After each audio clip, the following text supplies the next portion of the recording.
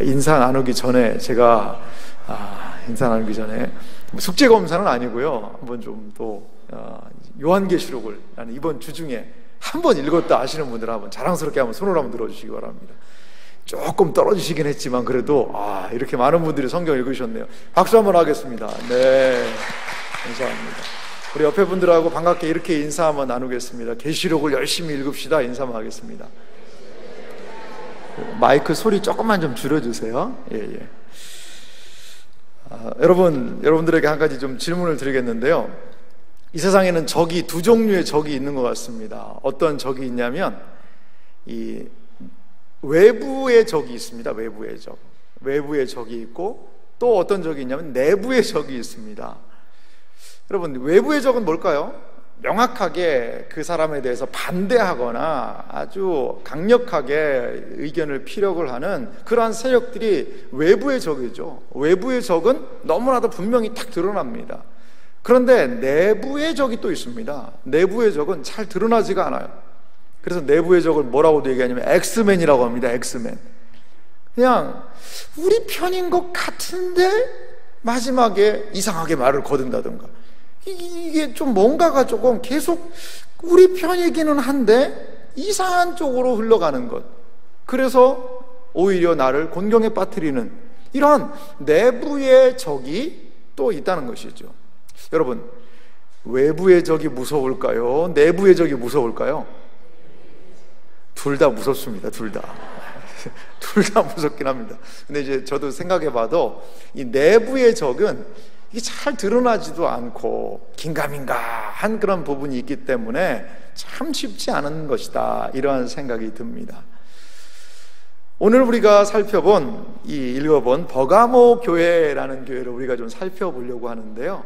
이 버가모 교회를 생각해 보면서 제가 들었던 그 질문이 바로 내부의 적과 외부의 적의 이러한 두 관계였습니다.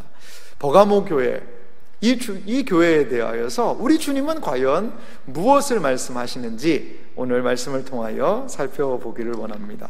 먼저 우리가 이 버가모라는 지역을 살펴보기를 원하는데요. 유인물에도 나눠드렸습니다만 버가모는 어떤 도시인가를 좀 살펴보겠습니다. 버가모는요, 이 지성의 도시였다는 거죠.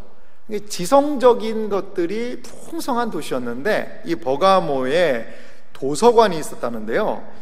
당시 20만 권이라는, 여러분 별로 안 놀라시는데요, 그 당시에는 우리 같은 이 제본 기술이 발달할 때가 아닙니다. 다 양피지나 파피루스라는 것들을 통해서 이 책을 만들었는데요, 그 당시에 20만 권의 책을 그 도시가 가지고 있는 도서관이 있을 정도로 매우 지성적인 도시였고요.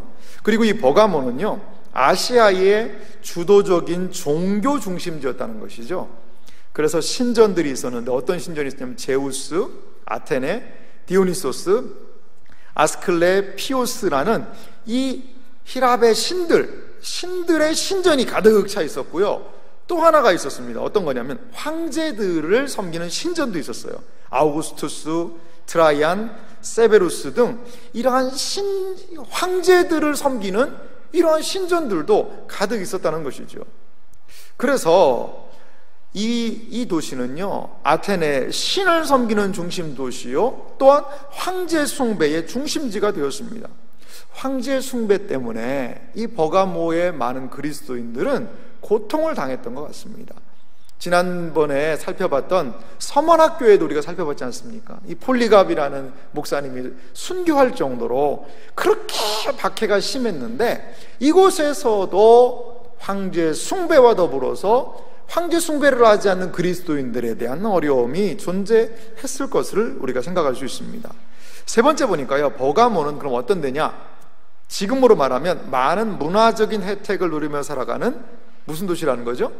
최첨단 도시라는 겁니다. 이 버가모가 최첨단 도시와 같은 곳이 버가모다라고 생각할 수 있을 것 같습니다.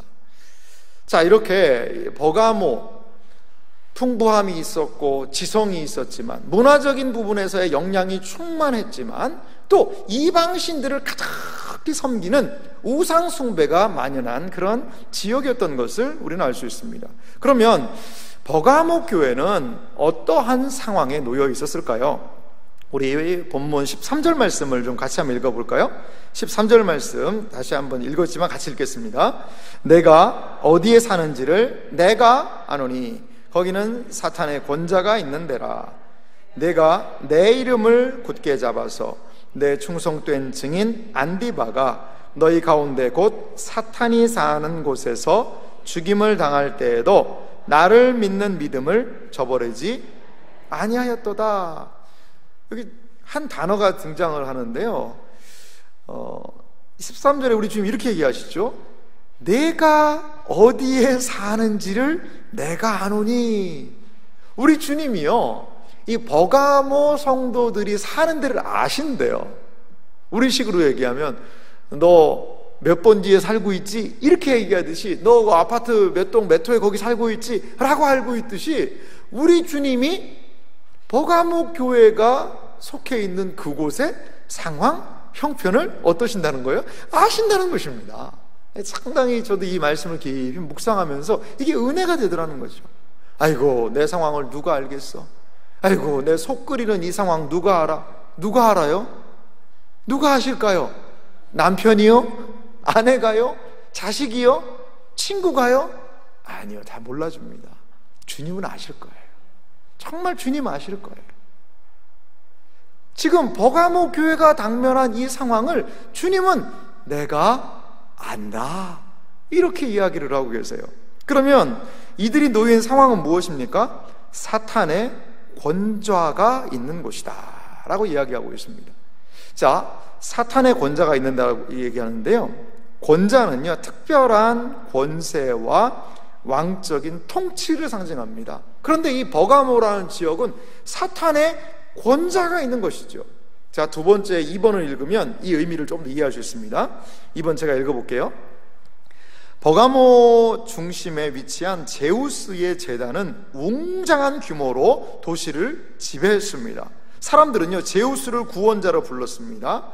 버가모는 이교 신앙의 강력한 중심지였다는 것이죠. 그러니까요, 이 많은 고대 사람들이 이 신전의 형태가 그 언덕에요 마치 왕관의 모양같이 신전들이 그렇게 지어졌을 거라고 봐요. 뺑 둘러서, 이 언덕을 둘러서 마치 이 왕관이 꽉 씌워지듯이 신전들이 그렇게 배치가 됐을 것이다 라고 봅니다. 그러니까 이 버가모라는 이 지역은요 온갖 잡신들이 다 머물러 있는 것이죠. 물론 그들에게는 명분이 있는 신들이죠. 황제였고, 그리고 이 버가모가요 어느 정도냐면 살아있는 황제의 신전을 처음 지은 곳이 버가모예요. 그러니까 살아있는 신한테도 아부하고 싶은 거, 살아있는 황제한테도 아부를 하고 싶어서 그를 신으로 추앙하는 신전을 여기서 최초로 지었다는 것이죠. 그럴 정도로 이방 신을 섬기고 그 제우스라든가 그리스 히랍의 신들을 섬기고 황제를 섬기는 것에 가장 앞장섰던 곳, 그래서 우리 주님은 사단의 권좌가 있다라고 이야기한다는 것이죠. 여기 이방 신을 섬기는 것을 사탄을 섬기는 것과 우리 주님은 동일하게 보고 있다는 것이죠. 동일하게 보고 있는 것입니다. 많은 사람들을 그릇된 곳으로 인도하는 것, 이건 사탄의 역할이죠. 사탄의 일이라는 것입니다. 지금 이 버가모 교회의 성도가 놓인 곳은 사탄들의 역사가 이 사탄의 왕좌가 있는 것과 같은 매우, 반대로 얘기하면 신앙생활하기가 쉬운 것입니까? 어려운 것입니까? 어려운 것이죠. 정말 어려운 것입니다. 정말 어려운 것이에요. 뭐 지역을 얘기해서 그렇습니다만 이 경주 가면 우리식으로 얘기하면 불국사 있지 않습니까? 불국사, 불도가 센 곳이죠. 여러분, 불국사 앞에서 교회 개척하면 어떻게 될까요? 생각을 한번 해보세요. 경주 불국사 앞에다가 개척교회를 한다라고 생각을 해보세요. 그러면 좀 쉽지는 않을 겁니다.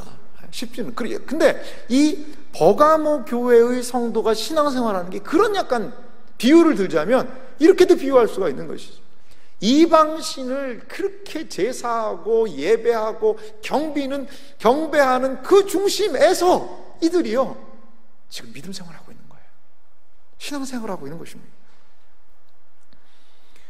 그렇기 때문에요 반가로 2번을 보면 유인물 보시면요, 버가모 교회에는 박해가 존재하였다는 것이지요. 버가모 교회에는 박해가 존재하였지만 신자들은 주님의 이름을 붙들고 믿음을 지켰다. 오늘 13절 마지막에도요, 나를 믿는 믿음을 저버리지 아니하였도다. 그러한 우상 숭배가 만연하고 황제 숭배가 만연한 그 사회적인 분위기 속에서도 이들은요, 그들이 받았던 믿음, 오늘 우리 찬양을 준비한 우리 전도회가 이 믿음 더욱 굳세라, 어떻게 이 본문을 알고서는 미리 준비한 것 같아요. 맞습니다. 이 버가모 교회는 그 가운데서도 굳건하게 믿음을 지켜나가고 있다는 것이죠. 3번을 보면요, 한 인물이 등장을 합니다. 유인물 반가로 3번 보면요, 충성된 증인 안디바라는 사람이 등장을 합니다. 13절 말씀에도 다시 한번 보면요, 내 이름을 굳게 잡아서 내 충성된 증인 안디바가 너희 가운데 곧 사탄이 사는 곳에서 죽임을 당할 때에도 라고 이야기하고 있습니다. 이 안디바라는 사람을 성경에서는 정확하게 어떠한 일이 벌어졌는지는 모릅니다. 하지만 많은 사람들은 이 안디바라는 사람에 대해서 이렇게 정리를 하고 있습니다. 유인물 한번 보시면요, 안디바는 충성된 증인이신 예수님처럼 충성된 증인으로 황제 숭배를 거부하다 숭배당했다는 것이죠. 여기 요한계시록 1장 5절에 보니까 예수님을 소개할 때 예수님이 충성된 증인이라고 소개하고 있어요. 그런데 그 예수님에게 붙였던 타이틀을 이 안디바라는 사람에게 그 타이틀을 탁 붙이고 있는 것이죠. 이 충성된 증인 안디바를요, 순교를 당했는데요, 이 전설에 의하면요, 그를 로마 관리들에게 그가 잡혔다는 것이죠. 그런데 이 노쇠로 황소 모양을 만들었다는 거예요. 노쇠로 황소 모양을 만들고 이 사람에게 배교를 강요했다는 것이죠. 황제를 섬기고 황제를 주라고 섬기고 네가 믿는 그리스도를 부인해라 라고 이야기하자 이 안디바, 뒤에도 적어놨습니다만 이 버가모 교회 감독, 아마 목사였던 것 같습니다. 이 버가모 교회를 이끌고 있는, 쉽게 말하면 담임 목회자인데, 목사인데, 그 사람을 로마의 당국이 잡아다가 이 신앙을 부인해라, 황제를 섬긴다고 얘기해라 라고 이야기를 하자 이 안디바가 어떻게 했겠어요? 끝까지 신앙을 지켰죠. 신앙을 지키자 이 노쇠로 만든 황소 모양에다가 이 사람을 집어넣은 거죠. 그리고 그 노쇠를 철거덩하고 잠그고서는 거기다가 불을 놔버린 거예요. 불을. 사람이 어떻게 됐겠습니까? 이렇게 가혹한 순교를 당했다는 것이죠. 이 교회에 어려움이 있었어요. 외적인 어려움이 얼마나 심했는지, 황제를 섬겨라, 신전에 제사를 해라. 그 당시에는 이 경제 공동체이기 때문에요, 또 이 길드라는 조직이 있습니다. 다음 시간에 살펴보겠습니다만, 그러니까 이제 경제 활동을 하려고 해도 그 상인들이 모인 수호신을 섬겨야 되는 거예요. 그런 것들을 안 하면 거기에서 포함을 안 시켜줘요. 그런 상황이 있다는 거죠. 그냥 내가 장사하면 되지, 그게 아니라 장사하려면 그 무리 안에 들어가야 되는 거거든요. 그러한 상황을 감수해 가면서 외적인 어려움이 왔지만 이들이 끝까지 참고 인내했다는 것입니다. 사랑하는 성도 여러분, 우리 믿음 생활할 때 여기 버가모 교회 정도 상황은 아니지만 우리에게도 어려움들이 있죠. 어려움이 없는 사람이 어디 있겠습니까? 이 세상이 어느 시대에 신앙생활 잘 하십시오, 신앙생활 열심히 하십시오 라고 우리 신자들을 해주는 때가 없었습니다. 역사적으로 로마가 기독교 국교화가 됐습니다. 국교화가 된 이후로 오히려 신앙의 자유가 생긴 이후로 교회가 더 부패해버렸어요. 더 방종에 빠져버린 그런 역사를 우리가 또 생각해 볼 수 있습니다. 우리에게 있는 어려움은 오히려 이 믿음을 더욱더 굳건하게 하는 그런 하나의 방편은 아닐까 생각이 듭니다. 교회가 어려움 때문에 없어지지는 않을 것 같아요. 그런데 그 어려움은 어떻게 돼요? 척박한 환경은 사실입니다.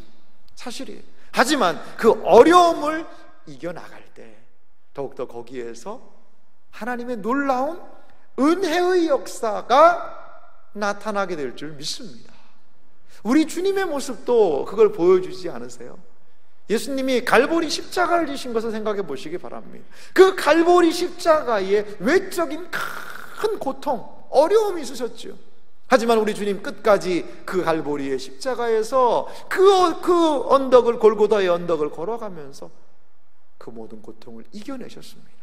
우리 사랑하는 성도들은 이 땅에 살아갈 때에 믿음 생활하면 모든 어려움이 없어지고 사라지는 자극박탈형 신앙생활, 그것은 있을 수 없는 일입니다. 있을 수 없는 일이에요. 언제나 신앙에 어려움이 있습니다. 어려움이 있습니다. 그것을 기억하며 나에게 어려움이 올 수 있다는 것을 기억하면서 우리는 믿음의 삶을 더 살아가야 됩니다. 믿음의 삶을.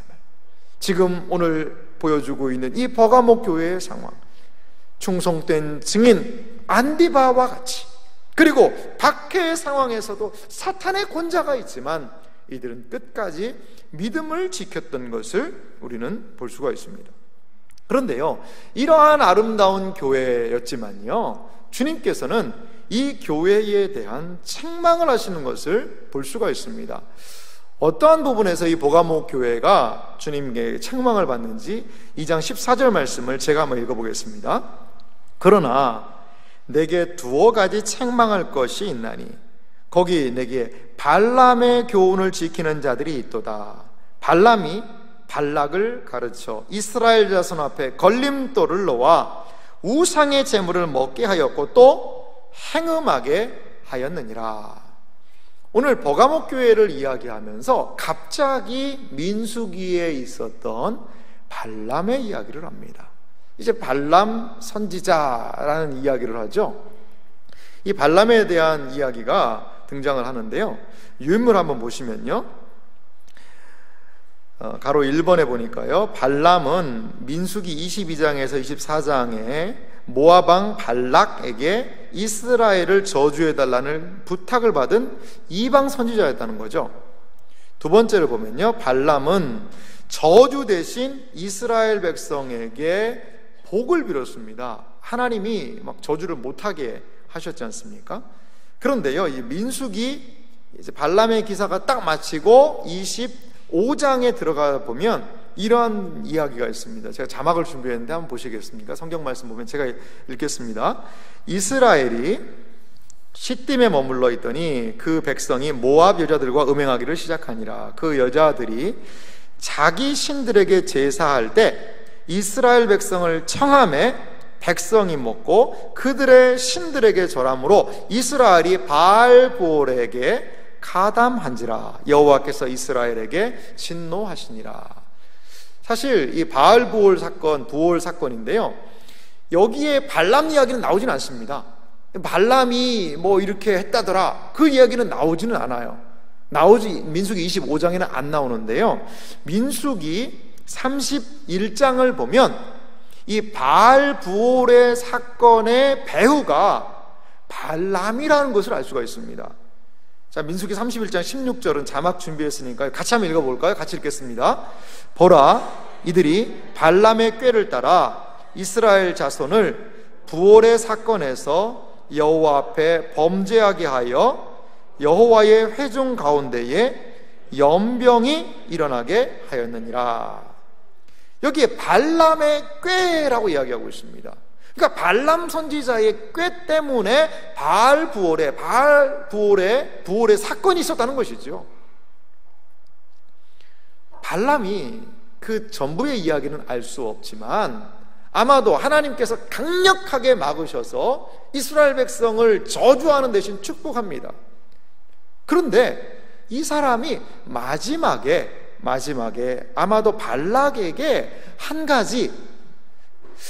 가지를 얘기하면 하고 팁을 줬을 것 같아요. 팁을. 그러면서 이 사람들은 그냥 이렇게는 안 된다. 그러니까 너희들이 이 바알에게 이 제사를 드릴 때에 이 사람들을 초청하고 그들로 하여금 행음하게 해라. 그러면 그들이 망할 수밖에 없을 것이다. 아마도 발람이 발락에게 팁을 줘서 그래서 이러한 일들이 일어나지 않았나? 우리는 민수기 31장을 통해 살펴볼 수 있습니다. 그래서 이 발람 선지자가 어떻게 됐는 줄 아세요? 두 군데 말씀 준비했는데요, 제가 읽겠습니다. 민수기 31장 8절 보면요, 그 죽인 자 외에 미디안 5왕을 죽였으니 미디안의 왕들은 에위, 레겜, 수로와 후루와 레바이며 또 부올의 아들 발람을 칼로 죽였더라. 여기에 부올의 아들 발람도 칼로 죽였다고 이야기하고 있어요. 그러니까 이스라엘 백성을 축복한 선지자인데 왜 죽였지가 아니라 이러한 부올의 가담하게 발람의 꾀로 인하여서 부올의 사건이 일어났다라고 성경은 기록하고 있는 것이죠. 여호수아서에도 보니까요, 이런 부분이 있습니다. 13장 22절에 보니까요, 이스라엘 자손이 그들을 사륙하는 중에 부올의 아들 점술과 발람도 칼로 죽였더라. 같은 기사를 두 번 이야기하는 것 같습니다만, 이렇게 점술과 발람도 칼로 죽였다라고 이야기합니다. 이러한 성경의 증언들을 볼 때 발람의 행음하게 하고 이스라엘 백성으로 하여금 우상 숭배하게 했던 일들이 있었고, 오늘 버가모 교회를 향하여서 너희들이 발람의 교훈을 따르는 자들이 있다라는 것이죠. 발람의 우상 숭배를 따르는 자들이 있다는 것입니다. 유인물 한번 보시겠습니까? 밑에 부분 가로 4번을 제가 읽겠습니다. 버가모 교회에는 발람처럼 우상 축제에 참여하는 것이 그리스도인들에게 허용되었다고 가르치며 그 축제에 참여하기를 독려하는 거짓 예언자들이 있었다는 것이죠. 이들은요, 그 버가모 지역에는요, 봄에는요 디오니소스를 숭배하는 3일간의 축제가 있었고요, 또 3월에도 디오니소스 제전 행렬이 있었고요, 5월에는 아프로디테 여신을 숭배하는 이런 축제들이 있었다는 것이죠. 그러니까 황제 숭배와 더불어서 수많은 여신들, 그리스의 신들을 향해서 하는 이 축제, 여기에 그리스도인들이 같이 참여해도 된다라고 이야기했다는 것이죠. 축제는 뭐 하는 곳일까요? 카니발은 뭐 하는 곳일까요? 페스티벌은 뭐 하는 걸까요? 술 먹고 노는 데입니다. 술 먹고 진탕 놀고 하는, 음행하고 행음하는 장소였다는 것이죠. 그런데 이거는 해도 괜찮다는 거예요. 왜? 유인물 5번에도 등장합니다만, 애국심. 니네가 이 버가모의 시민 아니냐, 그러면 버가모의 시민답게 이런 거 해야 되냐, 이건 사회적인 의무다 라고 이야기를 하면서 우상 숭배를 강조했다는 것입니다. 강조했다는 거예요. 여러분, 경제적인 이유, 이러한 이유들이나 상황으로 인해서 이러한 불법적인 것에 참여하게 되는 그리스도인들이 성경학자들은 많았을 거라고 봐요. 왜냐하면 이런 축제에 같이 해서 거기에 해야 이 경제 공동체 안에 들어갈 수 있기 때문이죠. 발람도 발락이 많은 재물, 돈을 주거든요. 아마도 많은 학자들은요, 이 발람이 왜 이렇게 넘어갔을까? 돈 때문일 것이다라고 생각합니다. 처음에 많은 돈들을 제시를 했거든요. 마찬가지로 지금 발람의 교훈을 따르는 자들도 지금 니네가 여기서 먹고 살려면 아니 이건 좀 해야 될 거 아니냐, 너는 이슬만 먹고 사냐? 아니 너도 먹고 살려면은 그냥 적절하게 하나님도 믿지만 이거 가서 축제에도 참여를 하고 여기에서 경제적인 활동도 같이 해야 네가 살지, 너는 무슨 세상 말로 무슨 용을 빼는 재주가 있냐, 이런 식으로 이야기를 하니까, 이런 식으로 얘기하니까 이들의 마음에 그래? 그게 맞나? 라는 생각이 들었던 것 같습니다. 바로 내부의 적이죠. 내부의 적입니다. 이 버가모 교회는요, 외부의 어려움은 이겨낼 수 있었습니다. 하지만 내부의 적, 내부에서 이야기하는 이 은밀한 속삭임에 귀를 기울이게 됐다는 것입니다. 유임을 보시면요, 이들이 또요 니골라당의 교훈을 지키는 자들이 있었다는 것이죠. 15절 말씀 같이 한번 읽어보겠습니다. 이와 같이 내게도 니골라당의 교훈을 지키는 자들이 있도다. 이 니골라라는 사람은 에베소 교회에도 등장한 니골라당과 유사한 부분인데요, 사도행전 6장에 보면 7 집사를 세우죠. 거기에 집사라는 표현이 정확히는 없습니다만 7을 세워서 사도의 일들을 감당하게 합니다. 거기에 이 니골라라는 사람이 등장을 합니다. 안디옥 사람 니골라다라고 이야기하는데, 이 니골라당은 아마도 성경학자들은 이 니골라를 따르는 사람들이었을 것이다 라고 봐요. 니골라는 어떤 이야기를 했냐면 그가 한 이야기는 이교도와 타협하고 이교의 의식을 참여하는 것을 권장한 사람으로 봅니다. 이 니골라에 대해서요. 그러니까 여러분, 적이 외부에 있는 게 아니라 내부에 있는 거죠. 초대교회에 그 어디 일곱 안에 들려면, 여러분 초대교회 예루살렘 교회가 성도가 몇 명이나 됐을까요? 뭐 한 번 베드로 설교할 때마다 한 3,000명씩 들어오고, 또 설교하니까 얼마가 들어왔어요? 5,000명 들어왔습니다. 3,000명, 5,000명, 한 8,000명 들어왔어요. 그것도 전도도 열심히 했으니까 근 한 10,000명 정도 되지 않았을까? 그러니까 성도들이 얼마나 많았겠습니까?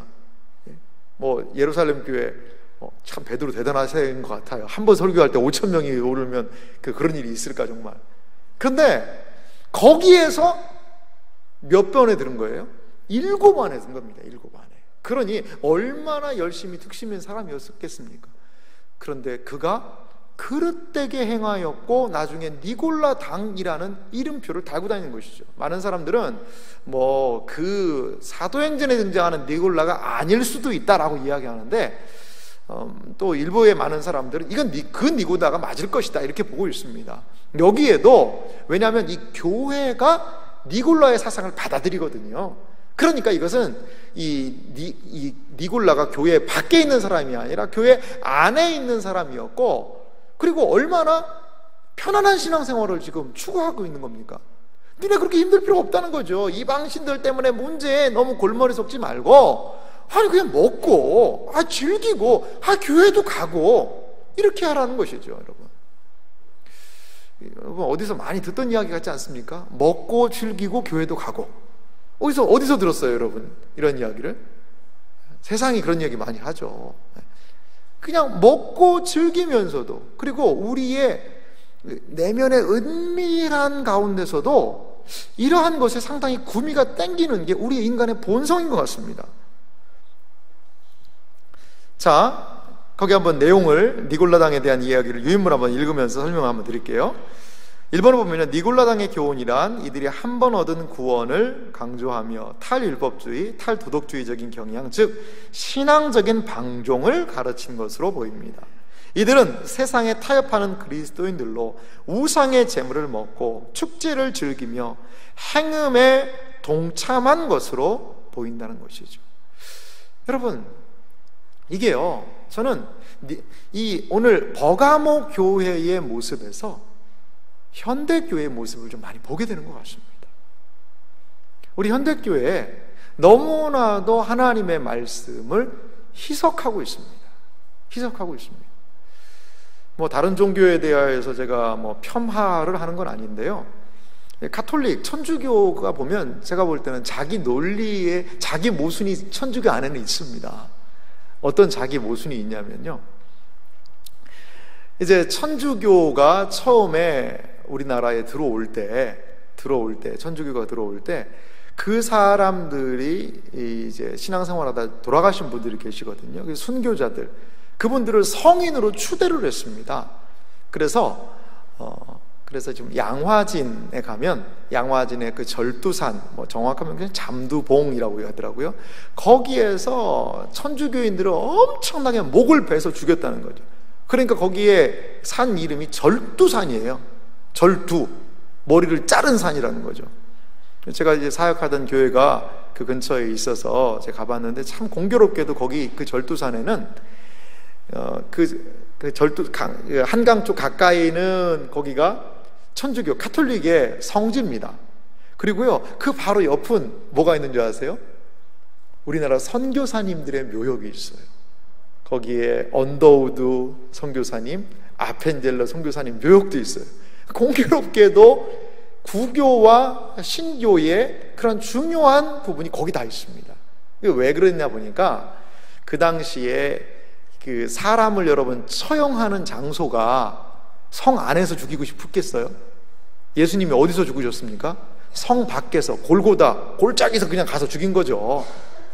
그랬듯이 이 잠두봉이라는 거기가 사람 죽이기가 편하니까 그러니까 한 성 바깥에 먼데 거기다가 그냥 잘라가지고 사람들 버린 거죠. 그리고 외국인 선교사가 이 외국인이 죽었는데 그러니까 외국 사람이 이 땅에서 죽으니까 이거 어떻게 해야 될지 다 안 받아주는 거예요. 왜? 거기 우리 땅에 묻으면 거기 서양 귀신 된다고, 거기 서양 귀신 나온다고 막 그러면서 다들 묘지를 안 주는 거죠. 그러니까 밀려서 참수용 당한 옆에다가 묘지를 쓰라고 그래서 준 겁니다. 지금 거기 땅값이 엄청 비쌉니다.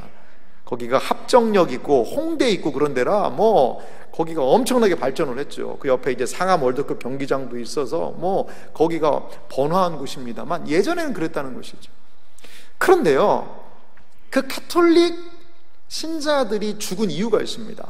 거기에 그러니까 뭐 105인인가요? 성인으로 추대를 했더라고요. 그때 신앙생활하다가 정확하게 이름이 있는 죽은 사람들을 더 많은 사람들이 죽었긴 했습니다만, 그런데 그 사람들이 왜 죽었냐? 제사를 안 드리겠다는 거죠. 그러니까 우리는 천주님에게만 하나님을 믿지 이 조상신을 안 섬기겠다라고 해서 제사를 거부했어요.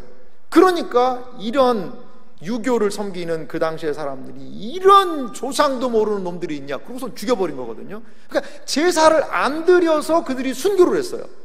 순교를 해서 성인의 반열이 됐는데, 천주교 지금 제사 드립니까 안 드립니까? 제사 드리라고 하죠. 조상신을 섬기는 것은 우리의 미풍양속 아니냐? 제사 드려라. 가톨릭은요, 자기 모순이 있는 거예요. 제사를 안 드리다가 신앙 지켜서 죽은 분들을 성인이라고 추대하는데 지금 자기들은 제사를 드리고 있어요. 무슨 말씀인지 아시겠습니까? 이러한 자기 모순이 있더라고요. 자기 모순. 여러분, 신앙생활의 표준이 시대의 표준으로 점점 내려오고 있지 않나 참 많이 경계해야 됩니다. 그럼 만약에 가정을 합니다. 구원의 커트라인이 있다면, 구원의 커트라인이라는 게 그 시대에 따라서, 야, 니들 시대는 뭐 박해도 없고 그러니까 내가 구원의 커트라인을 한 30점 디스카운트 해주마. 야, 이제 원래는 80인데 니네는 그냥 50점만 맞아라. 그러면 구원 받는다. 여러분, 구원의 커트라인이 올라갔다가 내려갔다가 이렇게 됩니까? 그렇지 않습니다. 그렇지 않는 거죠. 우리가 믿음을 지키는 사람들입니다. 그러면 믿음에 대한 확실한 표준이 있어야 된다는 것이죠. 하나님을 믿는다 그러면 그 믿음을 대한 분명한 표지가 있어야 된다는 것입니다. 그런데요, 이 버가모 교회 같은 경우에는 내부에서 은밀하게 얘기하니까 그래? 그 말도 맞아 보이네. 그리고 교회 안에서 그런 일 이야기하니까 그래, 우리가 그래 너무 그렇게 그냥 너무 그런 식으로 막 너무 칼같이 그런 것보다 우리가 이 사회에 있는데 그냥 어우러져서 이렇게 할 수 있는 것들로 하자 라고 두루뭉술하게 넘어간 거죠. 그러다 주님은 정확하게 그것을 책망하고 계시다는 것을 여러분 기억하셔야 됩니다. 좀 이따가도 읽어보겠습니다만 16절 한번 말씀 보실래요? 그러므로 회개하라. 그리하지 아니하면 내가 내게 속히 가서 내 무엇으로요? 입의 검으로 그들과 싸우리라. 입의 검으로 싸우시겠다는 것이죠. 분명하게 하나님께서 책망하시겠다는 거예요. 제가 이걸 좀 상상을 해봤습니다. 입의 검으로 싸우시리라. 예수님이 버가모 교회 성도를 앉혀놓고 뭐를 보여주신 거예요? 쉽게 말하면 칼을 보여주신 겁니다. 칼을 쓱 내밀면 여러분 분위기가 어떨까요? 이 칼 뒤에도 나옵니다만 이 칼은 요거만한 단도, 면도날 이거 아닙니다. 장검입니다. 제가 현충사를 가봤는데요, 그 이수신 장군님의 칼이 이렇게 쫙 진열이 되어 있더라고요. 이거 들고 진짜 싸웠을까 생각이 들 정도로 칼이 엄청나게 크더라고요. 그런 칼입니다. 그런데 그 칼 앞에 그 서슬이 퍼른 칼을 탁 들고 앞에 섰다고 생각해 보십시오. 여러분 느낌이 어떨까요? 와, 좋다, 칼 멋있네요 이러겠어요? 입 싹 다물고 이렇게 있지 않겠습니까? 잘못하면 어떻게 돼요? 칼에 죽습니다. 우리 주님은 칼을 가지고 지금 네가 무슨 신앙생활하고 있는 거냐? 라고 책망하고 계시다는 것입니다. 밑에 있는 유인물에 있는 내용인데요, 그 부분 한번 정리했는데요, 같이 한번 읽어보겠습니다. 화살표된 부분 같이 한번 읽어보겠습니다. 자막도 준비했습니다. 같이 읽습니다. 버가모의 그리스도인들은 이 교회의 정치적, 종교적 권세자들에게서 오는 외부적인 타협의 압박에 충실히 맞섰지만 내부적인 문제를 타협하며 세상의 가치를 허용하고 말았다. 그렇습니다. 외부적인 타협 이겨냈습니다. 이겼어요. 하지만 내부적인 문제는 타협하고 말았다는 것이죠. 타협하고 말았다는 것이죠. 우리의 신앙을 살펴보시기 바랍니다. 교회가요, 그렇기 때문에 우리 성도님들을 하나님의 분명하신 말씀으로 인도해야 됩니다. 하나님의 분명하신 말씀의 검으로 살펴보게 해야 되는 것이죠. 하나님의 말씀의 검을 가지고 자신의 삶을 쪼개야 되는 것입니다. 내 안에 그릇된 것은 없는가? 그릇된 사고는 없는가? 그릇된 생각은 없는가? 하나님의 말씀으로 자신의 삶을 쪼개지 않으면 이 안에 내적인 부패함이 있는 것이죠. 왜요? 누구나 다 편안한 삶을 추구하기 때문에, 편안하고 좀 안락한 삶을 추구하는 것이 우리 신자의 삶이라는 것입니다. 오늘 버가모 교회는 그렇게 우리에게 드러난 교회의 이야기는 아닙니다만 우리에게 많은 경각심을 주고 있습니다. 외부적인 상황과 내부적인 상황, 특히 내적인 부패함을 성도들이요 이겨내시오. 하나님의 말씀의 검으로 이겨내야 한다는 것입니다. 그러면 이 버가모 교회에 대한 주님의 권면은 어떠한 부분이 있었을까요? 우리 먼저는 회개하라는 부분인데요, 16절 말씀 한 목소리로 같이 다시 한번 읽어보도록 하겠습니다. 2장 16절입니다. 그러므로 회개하라. 그리하지 아니하면 내가 내게 속히 가서 내 입의 검으로 싸우리라. 아멘. 그렇습니다. 주님은 첫 번째 회개하라라고 이야기합니다. 자, 버가모 교회에 주셨던 이 검을 한번 살펴볼까요? 이 검은요, 롬파이아라는 그런 원어적인 의미가 있는데 트라키아인들이 기병대에서 사용하는 장검이었답니다. 짧은 검이 아니라 큰 검이었어요. 주님은요, 버가모 교회의 회개를 촉구하시는데요, 참된 심판자는 주님이시라는 거죠. 신적인 심판은 입에 검으로 임하게 된다는 것입니다. 거기 요한계시록 19장 15절과 21절이 있는데요, 거기 예수님이 재림하시는 장면이 나와요. 그런데 원수들을 어떻게 멸하시냐? 입의 검으로 멸하시는 것이죠. 하나님의 말씀으로 멸하신다는 것입니다. 하나님의 말씀으로 심판하신다는 것입니다. 세상이 어떻게 창조되었습니까? 하나님께서 깊이 고민하신 다음에 이걸 어떻게 만들어야 되느냐라고 주물럭주물럭 해가지고 이 세상을 만드셨나요? 아니죠. 태초에 하나님이 천지를 창조하시니라. 하나님이, 예전에 개혁 한글판에 그게 더 좀 말은 더 좋은 것 같아요. 가라사대. 얼마나 좋아요, 가라사대. 지금 뭐 이르시대로 바뀌었습니다만 좀 약해진 것 같습니다. 옛날에 가라사대. 하나님의 말씀으로 세상이 창조된 것이죠. 말씀으로 창조하신 하나님, 이 세상을 멸망시키실 때, 야, 이 세상을 어떻게 멸망을 시켜야 되냐? 이거 막 망치로 부셔야 되냐? 이 종량제 봉투도 없는데 이걸 어디다 버려야 되냐? 저 쓰레기들을 이게 어떻게 처리해야 되느냐? 아니요. 우리 하나님 한 말씀 하면 끝나요. 사라져라. 그러면 싹 없어지는 거예요. 말씀으로 세상을 창조하신 하나님은 말씀으로 세상을 심판하시는 하나님이시라는 것입니다.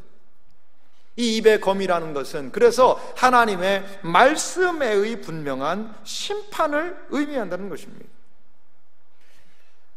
유인물 내용을 계속 보면요, 3번에 보면요, 하나님이 주신 권세를 잘못 사용한 세력들은 하늘의 법정에서 심판을 받을 것이다. 사탄의 권좌가 있는 곳이다. 그 모든 권자는 하나님의 말씀의 검으로 심판을 받을 것이다. 이렇게 얘기하는 것입니다. 또 하나 이들에게 주신 약속이 있는데요, 감추었던 만나와 흰돌에 대한 그런 부분이 있습니다. 우리 17절 말씀도 같이 약속의 내용을 읽어보겠습니다.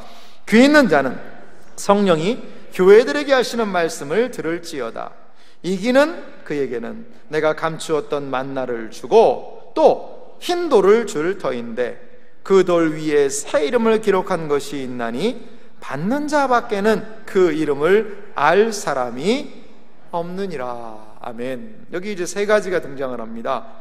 감추었던 만나, 그리고 또 하나는 흰돌, 그리고 새 이름을 기록한다라는 이 세 가지의 주님이 약속을 주시는데요. 먼저 이제 감추었던 만나를 살펴보면요, 유인물에도 보시면요, 감추었던 만나는 약속은 마지막 때에 그리스도와 교제를 나누고 그와 하나 되는 것을 의미한다는 것이죠. 이 감추었던 만나라는 것이 그리스도와 하나 되는 것을 의미합니다. 만나는요, 우상에게 경배하지 않은 자들에게 주는 약속으로 성경에서 표현되고 있고요, 종말론적인 대망을 묘사하고 있다, 이런 부분들을 살펴볼 수 있었습니다. 그래서 3번에도 보니까 우상의 식탁에 참여하기보다는 삶을 유지하기 위해 하나님이 주시는 하늘의 양식을 의존해야 된다는 것이 이 감추었던 만나의 의미입니다. 이스라엘 백성들이 광야에서 먹은 것이 무엇이었습니까? 만나였죠. 하늘의 양식으로 그들이 배불리며 그 광야를 살았다는 것입니다. 발람의 사건에서도 우리가 살펴보았습니다만, 발람, 바알부올의 죄를 저질러 그때에도 하늘에서는 만나를 내렸어요. 하나님이 내려주시는 양식, 하늘의 방식으로 니들이 살아간다는 것을 그들은 땅에서 경험해야 했다는 것이죠. 여기 감추었던 만나는 최종적인 것을 이야기합니다. 하나님께서 새하늘과 새 땅에서 우리에게 감추었던 만나, 하나님의 식탁으로 우리를 초대하신다는 의미가 여기에 있습니다. 하나님과의 아름다운 식탁의 교제, 그 교제의 풍성함에 우리가 들어가게 될 것이라는 것이지요. 천국에서의 삶을 잔치에 많이 성경은 비유하고 있습니다. 감추었던 만나는요, 쉽게 말하면 잔치에 우리가 초대되어서 주님과 함께 우상을 섬기지 않고 끝까지 살아간 존재들을 향하여서 하나님께서 아름다운 하늘의 양식을 베푸시겠다는 것입니다. 여러분, 우리는 이 땅을 살아갈 때 이 땅의 방식으로 살아가는 것, 그러한 부분에 대한 많은 유혹이 있는 것이 사실입니다.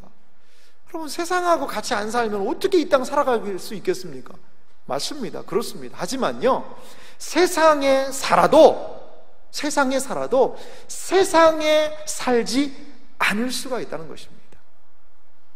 세상에 살지만 세상에 속하지 않을 수가 있다는 거예요. 이게 신자의 삶입니다. 여러분, 세상에 산다고 해서 세상에 완전히 속해서 살아가게 될 때에 그리스도인의 정체성을 상실할 수밖에 없다는 것이죠. 우리는요, 세상을 살아가는 사람들입니다. 하지만 어디에 속한 존재입니까? 하늘에 속한 존재임을 여러분 기억하시기 바랍니다. 하늘의 만나, 감추인 만나를 우리에게 주시겠다라는 주님의 약속을 부여잡은 존재라는 것을 여러분 기억하시기를 간절히 소망합니다. 우리는요, 하늘의 양식을 의존하는 그러한 삶을 살아야 합니다.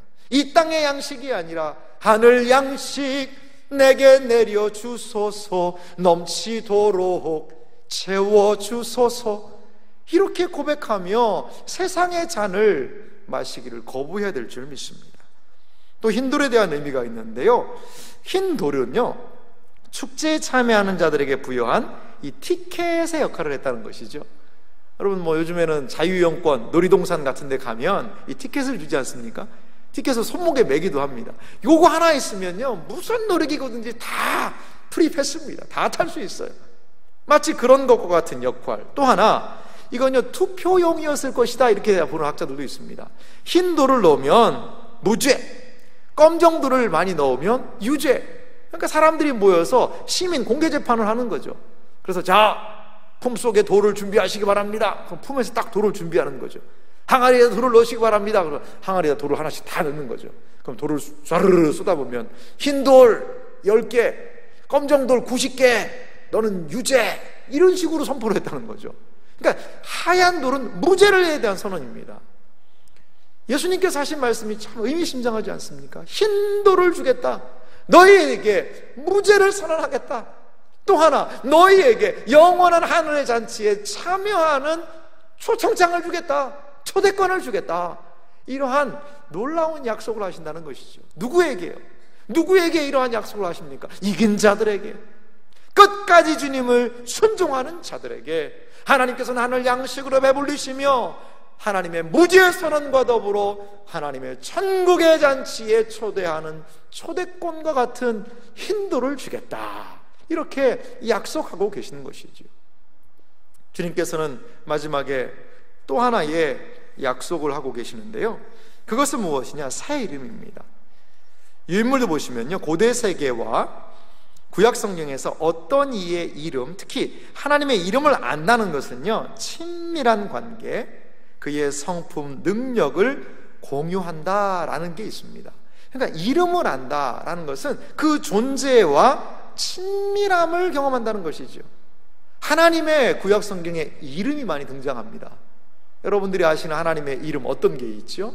여호와 이레의 하나님이시다, 에벤 에셀의 하나님이시다, 여러 가지 하나님의 이름이 성경에 등장을 합니다. 그런데 그 하나님의 이름이 등장한 상황들을 보면 하나님에 대하여서 아브라함이, 하나님에 대하여서 사무엘이 놀랍게 경험하고 거기에서 하나님의 성호, 거룩한 이름을 찬양하는 거죠. 하나님이 누구이신지를 깨달아 알고 그 하나님의 거룩한 이름을 찬양하는 자리가 그 자리거든요. 이 이름을 안다는 것은 하나님이 누구인지를 분명히 알았다는 것입니다. 그런데 오늘 주님께서는 무엇을 얘기합니까? 그 돌 위에 새 이름을 기록한 것이 있는데요, 받은 자밖에는 그 이름을 알 사람이 없다는 것이죠. 그 이름이 누구일까요? 예수 그리스도의 이름을 새겨주시겠다는 것이죠. 주님의 이름을 새겨주시고 우리 가운데에 그분을 아는 것, 그분의 성품을 아는 것, 이것을 허락해 주시겠다는 것입니다. 2절에 두 번째도 보면요, 가로 2번을 보면요, 새 이름을 받는다는 것은 새로운 지위를 가리킨다. 이것은 구원받는 자의 공동체 안에서 참된 회원의 표시이다. 신자는 주님에게 새 이름을 받는다. 할렐루야. 그렇습니다. 우리는요, 새 이름을 받았어요. 예수 그리스도로 새 이름을 받은 존재라는 것을 기억하시기 바랍니다. 그 그리스도 하나님의 아름다운 이름을 우리가 받았기에 그분의 아름다운 성품을, 그분의 아름다운 은혜를, 그분의 아름다운 능력을 덧입는 존재로 우리는 이 땅을 살아나게 될 줄 믿습니다. 이러한 버가모 교회에 대하여서 그레고리 빌은 이러한 정리를 한 부분이 있는데요, 그 부분을 한번 제가 읽어보겠습니다. 그리스도는 버가모 교회가 환난 중에도 끝까지 믿음을 지킨 것을 칭찬하고 우상 숭배와 타협한 것을 책망하신다. 또한 심판을 피하고 그리스도와 하나 되며 그와 종말론적인 교제를 상속받기 위해서는 말씀으로 이기라고 격려하신다. 이렇게 이 버가모 교회에 대한 내용을 정리했습니다. 제가 버가모 교회를 정리하면서 마지막 성경 구절 하나를 더 준비했습니다. 우리 이 말씀을 같이 한 목소리로 읽도록 하겠습니다. 히브리서 4장 12절과 13절에 있는 말씀인데요, 함께 같이 읽겠습니다. 하나님의 말씀은 살아있고 활력이 있어 좌우의 날선 어떤 검보다도 예리하여 혼과 영과 및 관절과 골수를 찔러 쪼개기까지 하며 또 마음의 생각과 뜻을 판단하시나니 지은 것이 하나도 그 앞에 나타나지 않음이 없고 우리의 결산을 받으실 이의 눈앞에 만물이 벌거벗은 것 같이 드러나느니라. 아멘. 거기 12절 말씀에 보니까요, 이 하나님의 말씀이 살아있어서요, 마음의 생각과 뜻을 판단하신다라고 이야기하고 있습니다. 우리 세안교회가 어떤 교회가 되어야 하겠습니까? 우리 한국교회가 어떠한 교회가 되어야 하겠습니까? 하나님의 입에 나오는 말씀의 검, 하나님의 말씀으로 다시 돌아가야 될 줄 믿습니다. 하나님의 말씀을 우리의 심령에 품지 않으면 우리의 심령은 너무나도 쉽게 부패해버립니다. 내부의 적이 돼버릴 수밖에 없습니다. 기독교 신앙이 얼마나 내부의 적으로 인하여서 그릇된 사고와 그릇된 신학과 그릇된 교리와 그릇된 세속주의에 물이 들어서 얼마나 교회가 교회 같지 않은 역할, 교회인지 세상인지 분간하지 못하는 일이 있습니까? 이러할 때에 분명한 말씀의 기준, 하나님의 살아있고 활력이 있는 좌우의 날선 검보다도 예리한 그 말씀의 기준, 혼과 영과 관절과 골수를 찔러 쪼개기까지 하는 말씀의 기준, 이 선명한 하나님의 말씀을 교회가 붙잡을 때에만이 내부적인 적, 우리를 부패시키고 타락시키려는 사단의 괴계로부터 능히 담대히 이겨나갈 줄 믿습니다. 그래서요, 말씀하는 이유가 이것 때문입니다. 사랑하는 성도 여러분, 하나님의 말씀을 귀히 여기시기 바랍니다. 하나님의 말씀을 심령으로 받아들이시기 바랍니다. 그래서 이런 말씀의 놀라운 은혜의 역사를 경험하는 복된 생애와 삶이 되시기를 주님의 이름으로 축원합니다. 이 시간 같이 기도하겠습니다. 말씀을 생각하며